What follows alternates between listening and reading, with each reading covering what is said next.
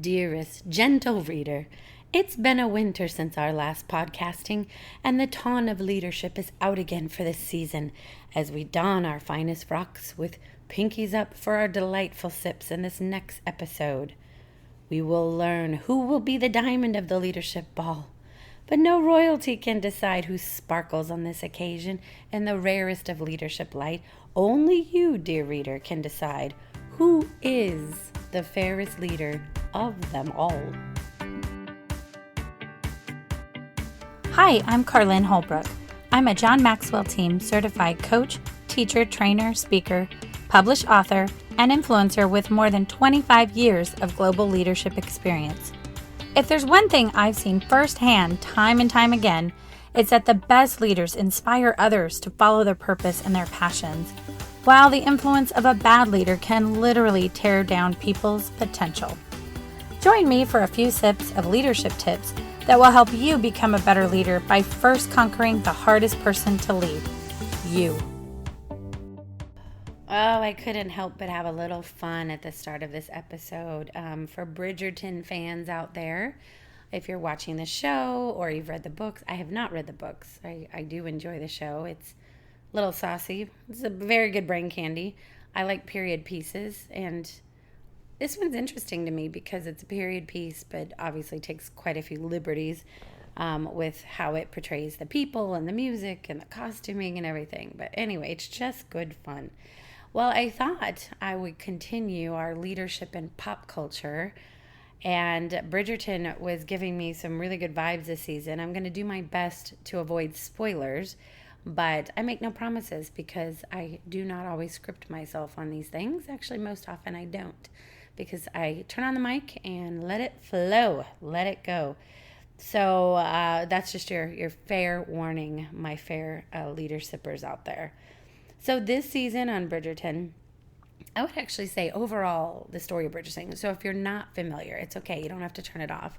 It is a period piece and very typical to the regency era, if you will, of showing the different classes of people. This one definitely focuses on the more noble class. So that's the lords and the ladies and the viscounts and the upper class. And back in that era of the 1800s-esque or ish, in England, that was very common that each season, I believe like springtime, that women or girls, really, they were very young, that when they would come of age, and I think in the States, the South used to practice the debutante ball. I don't know, in some places they may still. Who knows? I grew up in San Diego. We didn't have that kind of stuff. But the women would come out when they were of courting and marriage age, and they would be presented to the queen and basically have a series of balls and fetes and galas and all kinds of things. So it would give them opportunities to meet other eligible men. The moms, and this is particular to Bridgerton, I'm sure in real life too it happened this way, but the moms on Bridgerton is actually to me the most humorous because, you know, it's not ideal that you have a daughter, even only, you know, that couple centuries ago. Because men were the ones that carried on the family name, often the titles, always the titles in that period. And the women are just, well, the moms just want to marry their daughters off into a good family, good home, go make some money, go make some babies, sure, whatever. And so you see a lot of the moms getting really involved and I would say micromanaging, if you will, their daughters in their quests to find an eligible suitor. It's almost like 1800s Bachelorette, but the moms are like pimping them out. It's kind of weird. But what's fascinating is the mother of the Bridgerton family. So the show is really around the Bridgerton family. And unfortunately, the mom did marry for love, not for title. And he had passed away, and she has 8 children. And then each of the stories, from what I understand, the books are each about each of her children finding love. They're very romance series. So she is like, she wants a suitable match for her daughters, and especially daughters, but also her sons. But she wants them to marry for love, ideally. Well, not every mom is like that. We take Lady Featherington, who definitely is all about the superficiality, all about the money, all about the titles, all about that. Like, she could care less if her daughter's married for love. I think at one point last season, she just wanted to make sure her daughters got married. It was pretty funny, and sad all at the same time. So I think where this is leadership going, it's like there's so many different things going on because these moms are kind of acting as like the leaders of their daughters. And because they basically, many of them are like, if your father and I find a match for you, too bad. That's the best match. That's the best title. That's the best for our family. It's not about you. It's not about, what you care about, what your dreams and hopes and wishes and such are. So definitely micromanaging their lives into misery oftentimes. And as humans are, the more you push them in one direction, the more we tend to rebel and go the other direction. And you see this time and time again through different storylines throughout the different seasons and episodes. And what I did, though, really like about this season in particular, so I'm going to focus on that because it's the third season. So this could be a very long podcast if I gave you every solitary example, is it really has focused more about when you see, now particularly Penelope, so she's Lady Featherington's daughter, and she's a bit of a wallflower, and she's a bit of a, oh, well, no, nothing's going to happen with her because she's already been out there, a couple of seasons and nobody with no marriage proposals. So I'm sure at the ripe old age of probably less than 20, she's now deemed a spinster. It's such an interesting time. But she's perfectly content for a while anyway, because she writes and she reads and she has her books. But she definitely has been harboring a secret love for Colin Bridgerton, who the Bridgertons live across the way from them. But her mom pays her no mind, just lets her go be a wallflower, focuses on her other two daughters and gets them married off. And then now she's just focused on one of them having a baby boy so they can inherit a title. The mom is relentless. She, to me, and I will get into our sips pretty quickly here. The first sip is do not chase titles at all costs. And that is all she cares about. So that'll be our first sip. Chasing titles gets you nowhere. People who look around in the work environment, it doesn't matter where you work. People are always trying to be achievement oriented, going after the title, the promotion. They perceive more power, more money is going to make them happier, going to make life better. And I can't tell you how many times in my life and my career I've told people time and time again, be careful what you wish for. Becoming that whatever that title isn't going to make you happier. A little more money, while it might take some, pain of some sting of bills and stuff away, it doesn't mean it's going to solve all your problems. In fact, oftentimes when you make a little more, it's like you always are wanting more and not content with where you are in your life and what's going on. And so Lady Featherington is constantly chasing these titles, chasing money, because she's so desperate to be accepted into the ton of society, and that's what they call it. And that is like her entire life's worth. The irony is people don't like her. Because she's like them, because she's greedy, and because she is schemy to stay within that society, she doesn't have any authentic relationships. She doesn't have real friends or fans. And it's like she doesn't even realize. She just, I think, thinks that that's what's going to make everything better. And then when she does come upon money and then she does come upon those things, it's like, well, what's the next thing? What's the next thing? She's never happy. So don't chase titles. Don't chase money.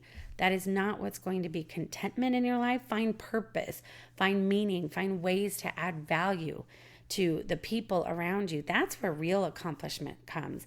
That's where I know for me in my heart, like when I can help others be better versions of themselves and chase their dreams and encourage them, that's where true accomplishment comes from, not the frivolous stuff that can be taken away in a moment's notice. Any one of us could lose our jobs at any moment. And that if that's all you've been striving for and working towards in those titles, then who are you without that? You're creating identity wrapped up in superficiality. That's exactly what Lady Featherington is doing. And it constantly backfires on her. All right, so sip 2.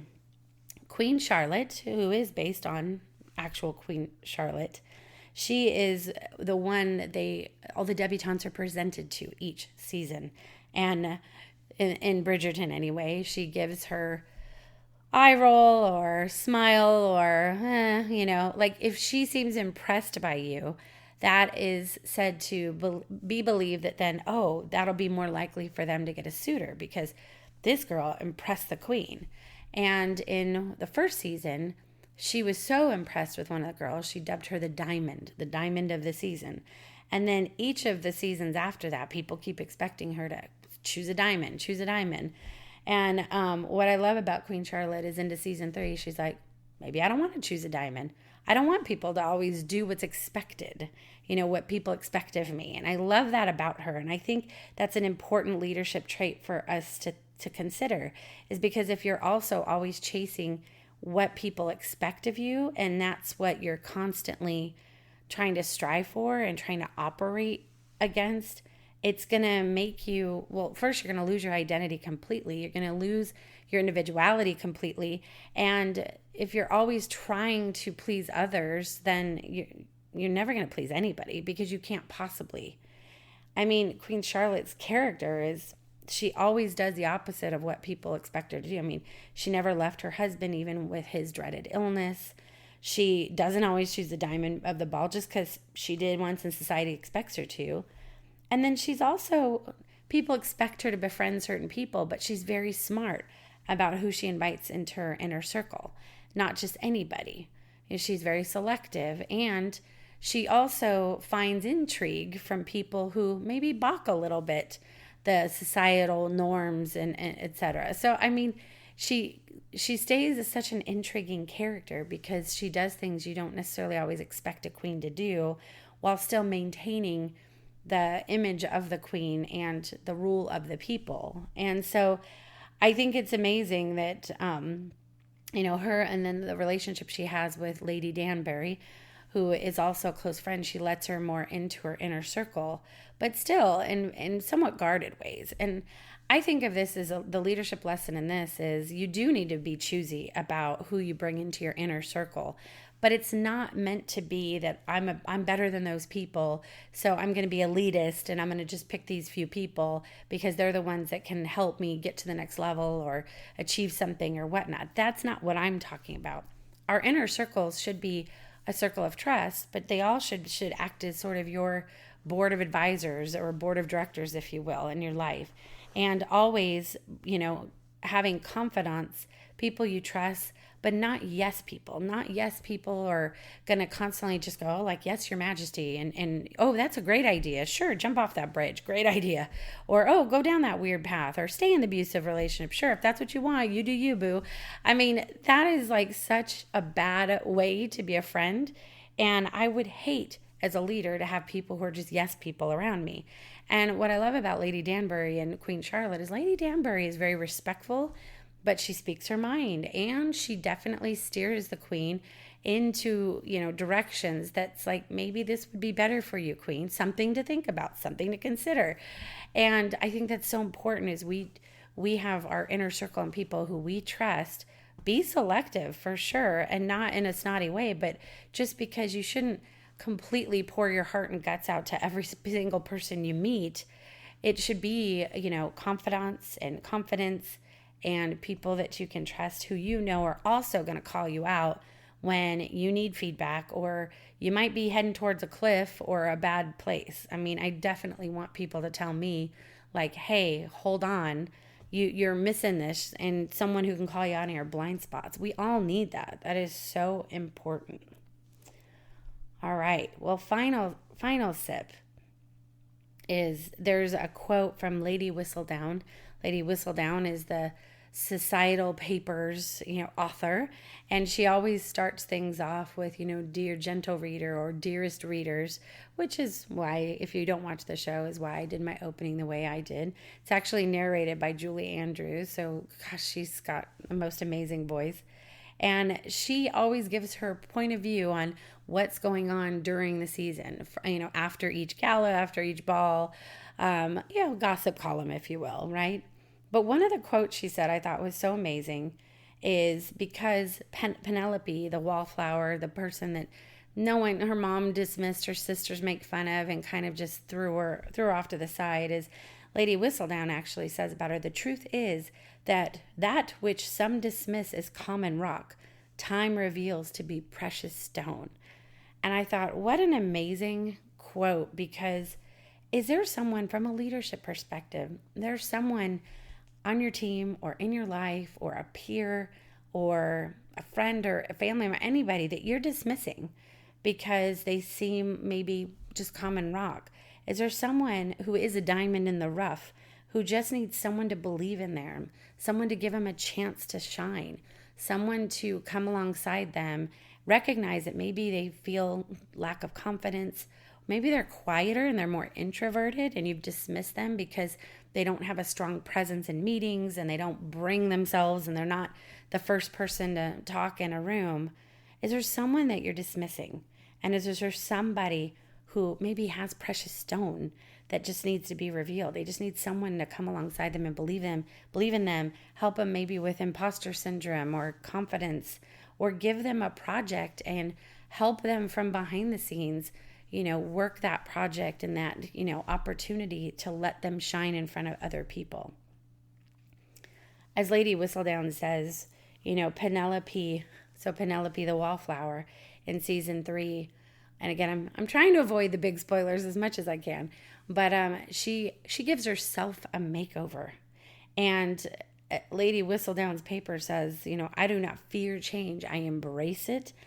And Penelope gives herself a makeover, throws away like these bright, gaudy colors that like her and her sisters clearly like. And it's not about like the makeover itself that, oh, now she's this gorgeous little thing that all the guys are going to fawn over. It's not about that, because I think that's a bad message to send. What it's about is she finally realized this isn't me. I'm not being me. But she needed someone, Colin Bridgerton specifically, to remind her that you are Penelope Featherington, and do not forget that. To give her confidence, to believe in her. I mean, he helped her to feel comfortable, to be social and talk to eligible suitors and people and men, and but what was so key here is that is such a great leadership attribute that Colin was doing for Penelope. It was believing in her, seeing her, recognizing, and giving her just that little bit of boost to say, you are worth it. You are a shiny diamond. You are special just being you. Just rely on that. Don't try to be something you're not. So when she shed the different clothes and the makeup and the hair, and it wasn't about making herself look better. It was about becoming who she is and stepping into that and leaning into that. And that is such a critical thing for us as leaders to remember, is that we need to set that example for others too, that we shouldn't be living life in the fear and threat of what other people think. We should be living life in who we are meant to be and embracing the individuality of who we are. And when other people get caught up in conforming, then we should be the ones to come alongside them and say, it's okay to transform. It's okay if that's who you are. Lean into that and be that person. And you have strengths and gifts that nobody else has. So we should all listen to Lady Whistledown and do not fear change.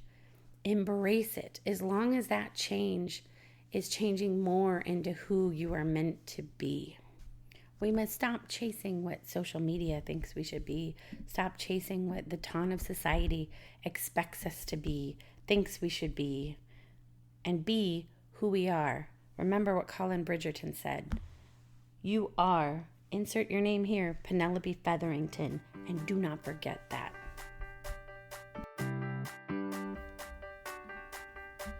Thank you for having a cup of coffee with me. For more sips and tips, connect with me on social and follow Leader Sips on Facebook, Twitter, Instagram, and Pinterest. And don't forget to visit my website, carlinholbrook.com. Until next time, keep on brewing.